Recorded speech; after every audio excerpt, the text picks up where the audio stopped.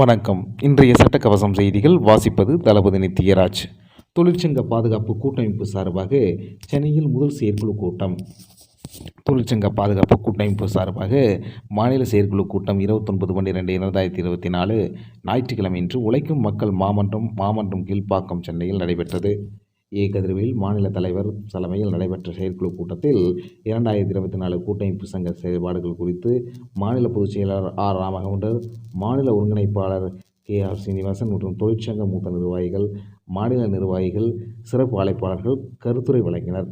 மேலும் நலவாரிய செயல்பாடுகள் குறித்து கருத்துரை மாவட்ட கூட்டமைப்பு நிர்வாகிகள் கருத்துரையின் பேரில் எடுக்கப்பட்ட தீர்மான அறிக்கை 2025ஆம் ஆண்டில் TUPF கூட்டமைப்பின் செயல் திட்டம் குறித்து மாநில நிர்வாகிகள் விளக்க உரை அளித்தனர்.